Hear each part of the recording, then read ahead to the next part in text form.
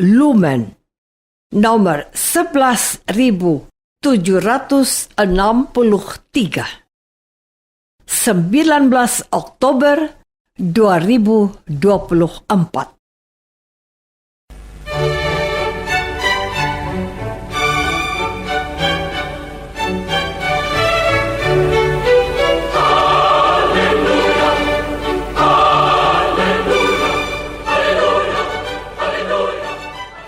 Saudara pendengar di segenap penjuru tanah air, selamat bergabung dengan Lumen Indonesia. Lumen Indonesia, siap melayani Anda setiap hari.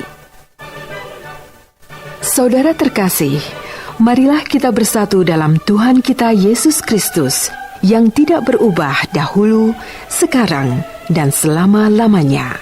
Allah Sang Maha Rahim mengasihi dan menerima sebagaimana adanya kita. Allah Bapa kita di surga senantiasa bersedia menolong, menghibur, dan meneguhkan kita dalam menghadapi segala permasalahan hidup sehari-hari.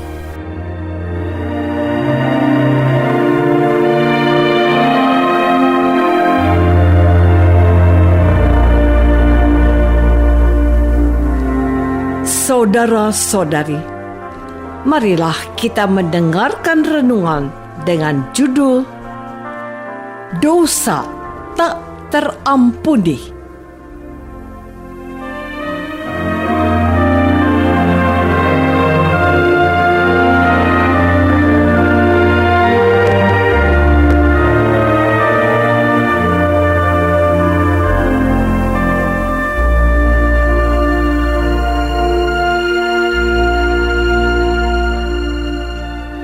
Yang berdasarkan pada Injil Lukas bab 12 ayat 9. Setiap orang yang mengatakan sesuatu melawan Anak Manusia, ia akan diampuni. Tetapi barang siapa menghujat Roh Kudus, ia tidak akan diampuni.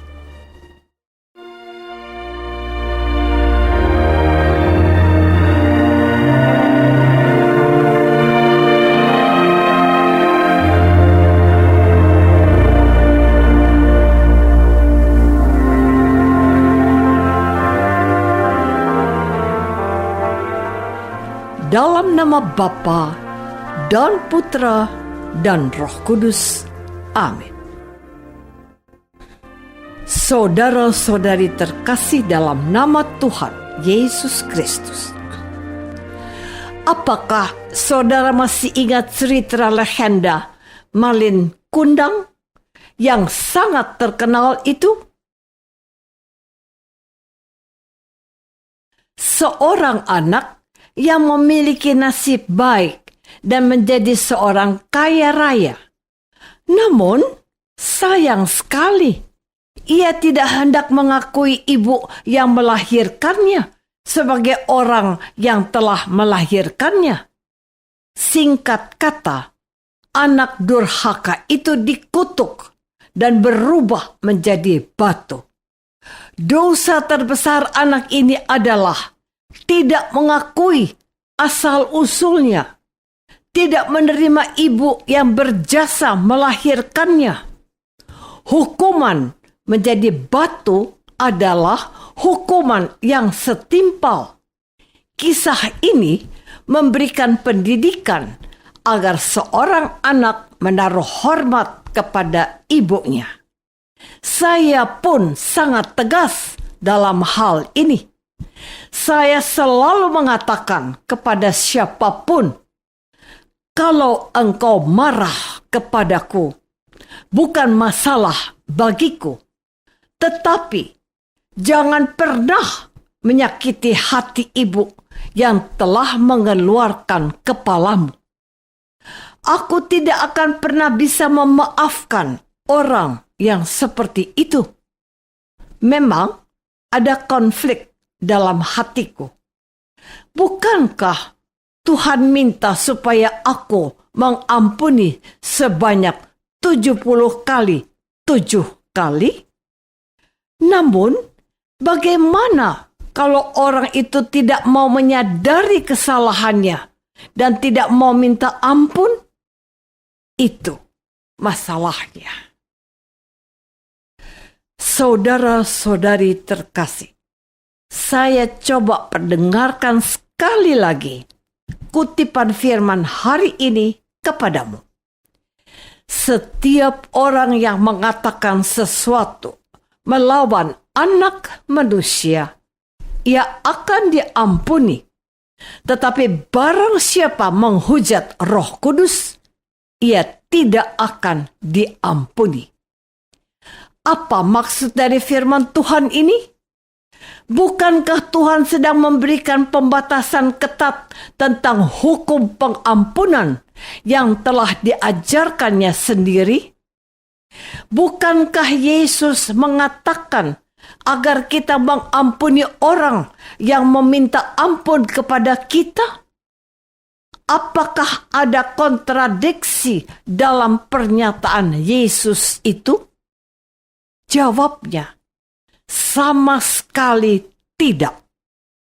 Yang pertama menyatakan bahwa kita harus memiliki kerahiman Allah yang tanpa batas, memberikan pengampunan kepada siapapun yang mengakui kesalahannya, dan memohon pengampunan atas dosa-dosanya. Yang kedua adalah penolakan pada realitas kemaharahiman Allah itu sendiri. Orang yang menghujat Roh Kudus adalah orang yang tidak menerima tawaran keselamatan yang dianugerahkan oleh Allah kepadanya dan kepada semua orang. Bagaimana mungkin kita menyelamatkan orang yang akan tenggelam, tapi dia tidak mau ditolong dan menolak untuk diselamatkan?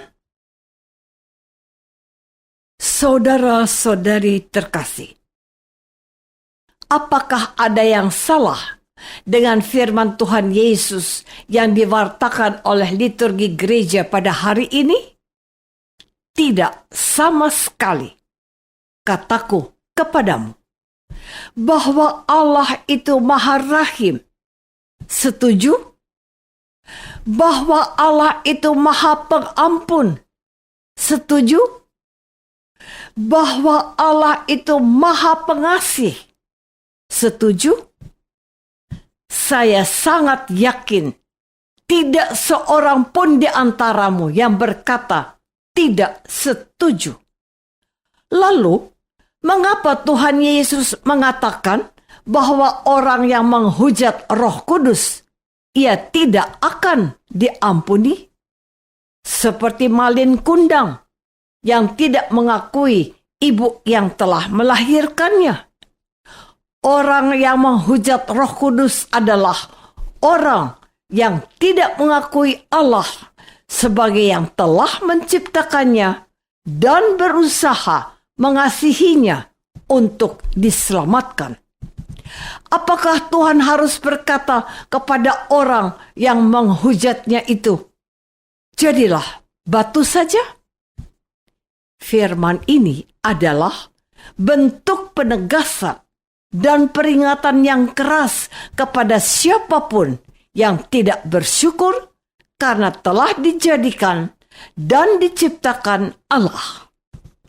Pernyataan Tuhan Yesus ini sejajar dengan firman-Nya pada suatu kesempatan. Begini, "Tetapi barang siapa menyangkal aku di depan manusia, aku juga akan menyangkalnya di depan Bapa-Ku yang di surga." Matius bab 10 ayat 33. Sekarang menjadi jelas bahwa masalahnya bukan Allah itu rahim atau tidak, melainkan karena faktanya orang seperti ini menolak keselamatan yang ditawarkan secara cuma-cuma oleh Tuhan Yesus dengan pencurahan Roh Kudus melalui sakramen baptis dan pengurapan minyak krisma suci. Syarat untuk memperoleh keselamatan dari Tuhan itu adalah percaya bahwa Allah itulah sumber keselamatan melalui Yesus Kristus yang wafat dan bangkit, serta mengutus Roh-Nya yang kudus. Penolakan kepadanya berarti menolak untuk diselamatkan. Itulah dosa yang tidak dapat diampuni. Saudara-saudari terkasih, kita yang saat ini mendengarkan renungan ini adalah orang-orang yang percaya dan menerima Yesus Kristus sebagai juru selamat. Dan karena iman itu, kita dibaptis dan diterima sebagai anak-anak Allah. Dalam sakramen baptis, dan kita ulangi lagi setiap malam Paskah, janji baptis kita bahwa saya percaya akan Allah Tritunggal yang Maha Kudus, Bapa dan Putra dan Roh Kudus, dan seterusnya. Janji itulah yang harus kita pegang teguh. Iman kepada Allah Tritunggal yang Maha Kudus, itulah harta terpendam dan mutiara indah yang kita temukan sebagai anugerah dari kerahiman Allah yang mencintai kita. Janganlah kita lalu menyangkalnya.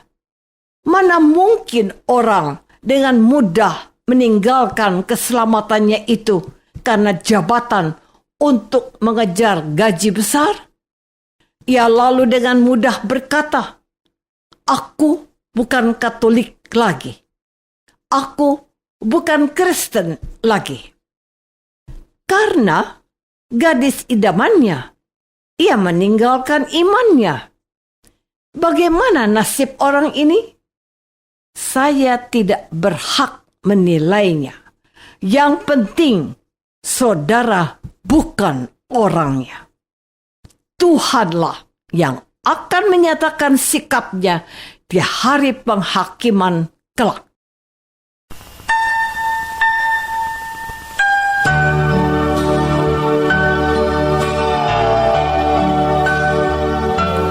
Marilah kita masuk dalam saat hening sejenak untuk meresapkan renungan yang baru saja kita dengar bersama dalam kehidupan iman kita masing-masing.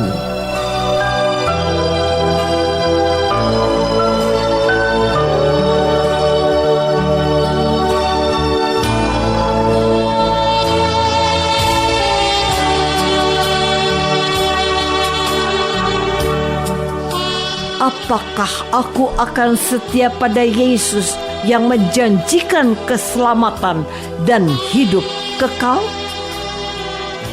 Marilah kita berdoa. Bapa yang Maha Baik, terima kasih atas kasih-Mu bagi kami dalam Yesus Kristus, Tuhan dan Juru Selamat kami, dan karunia Roh Kudus yang berasal daripada-Mu. Bantulah kami untuk taat pada bimbingan Roh-Mu demi Kristus Tuhan kami. Amin. Semoga kita semua selalu dinaungi dan dibimbing oleh berkat Allah yang Maha Kuasa. Dalam nama Bapa dan Putra dan Roh Kudus. Amin.